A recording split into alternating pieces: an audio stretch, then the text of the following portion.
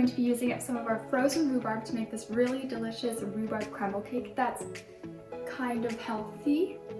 If you want to see how to make it, keep watching. Before we get started with making the cake, I'm going to preheat the oven to 180 degrees Celsius.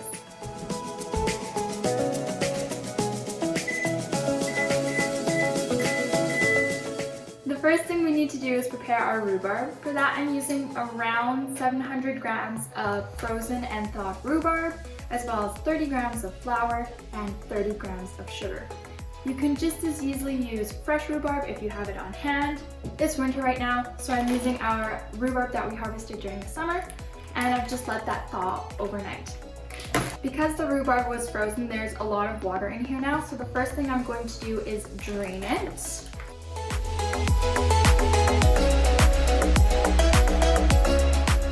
I've also tried to squeeze out some of the water.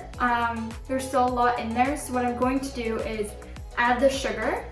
This is especially important if you're using fresh rhubarb because there's going to be a lot of moisture still in there. So what the sugar does is it helps get rid of a lot of the water that's inside of the rhubarb, so it doesn't make your cake super moist and soggy. Because this was frozen, the rhubarb has also shrunk a little bit, so the 700 grams of rhubarb looks a lot less than it is. So if you're going to use fresh rhubarb, it might be better to use around 500 grams of rhubarb, but it also depends on the size of your pan and how much you like rhubarb. So I'm not even going to use all of this sugar because this was frozen rhubarb, and I'm just going to let this sit and put these aside. For the actual cake, you're going to need 200 grams of warm or room temperature butter, a splash of vanilla extract, 175 grams of sugar, half a teaspoon of salt, 4 room temperature eggs, 200 grams of flour, as well as a teaspoon of baking powder, and 25 grams each of ground chia seeds and flax seeds. Now the first thing we're going to do is just cream the butter with the sugar and the salt for about 5-ish minutes or until it gets really light and fluffy, and then we're just going to gradually add our eggs one at a time, as well as the vanilla.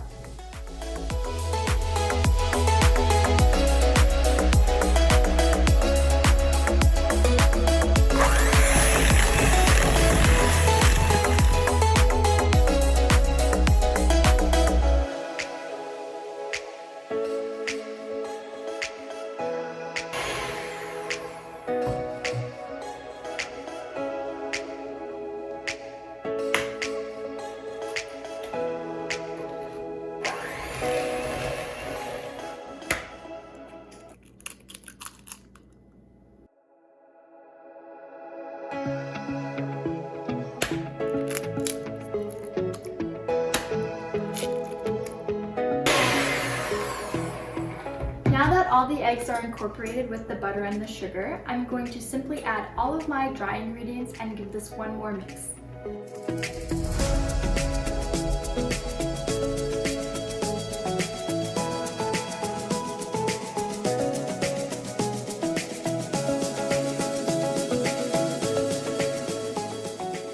The base of the cake is now all done, so I'm going to set this aside as I work on the crumble that goes on top of the rhubarb.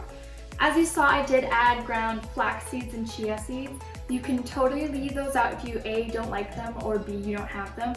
I just like adding them as well as whole wheat flour just to make it a little more healthy. Makes me feel better when I eat a lot of cake. So I'm just going to set this aside. For the crumble, you're going to need 100 grams of room temperature or warm butter, as well as 75 grams of whole wheat flour, but you can also use regular flour if that's what you prefer, and 75 grams of sugar, a pinch of salt, a pinch of cinnamon, as well as 50 grams of ground nuts. I'm using pecans today, but I usually use hazelnuts or almonds, but it's totally your choice, whatever you have in your pantry or whatever you prefer eating. So all we're going to do is simply add everything inside of your mixing bowl. There's no order to this, just add it all in. And we're simply going to give this one really quick mix until the butter incorporates with everything else and it starts looking a little flaky. That's when it's done.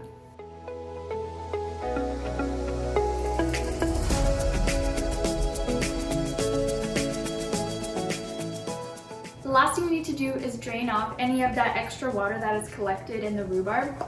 There's not too much in mine right now because again, I used frozen rhubarb, so a lot of it I already drained off. But with fresh rhubarb, you will have a decent amount of water now. So I'm just gonna quickly drain this off.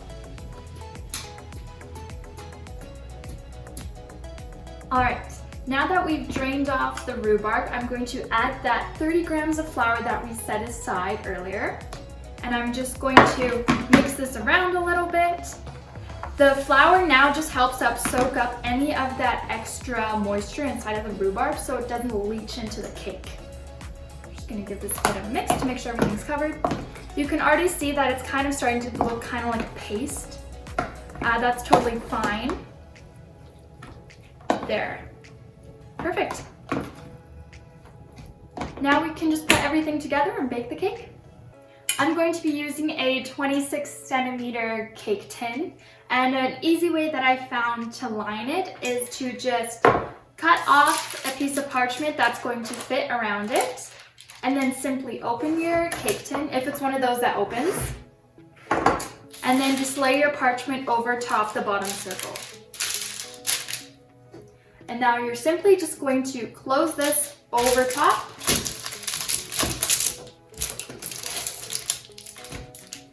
And now you've got a perfectly lined baking tin. And I don't worry about doing the sides because it usually doesn't stick anyways. And now we're just going to fill it.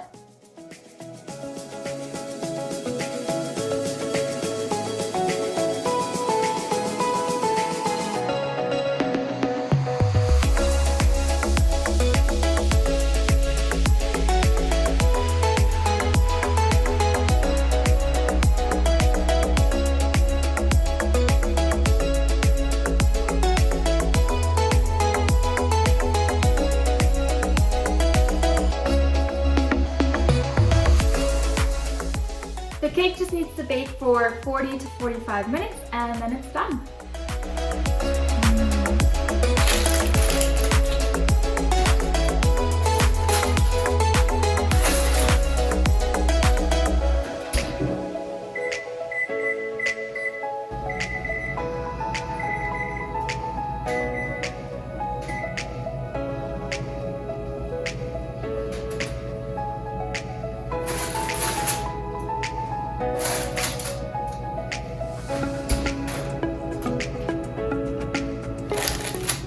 The cake's done baking, so I'm just gonna let it cool down for a little bit before I transfer it to my cake platter.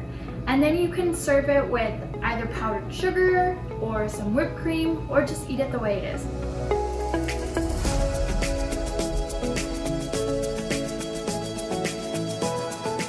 The cake's all done, let's cut into it and see how it tastes.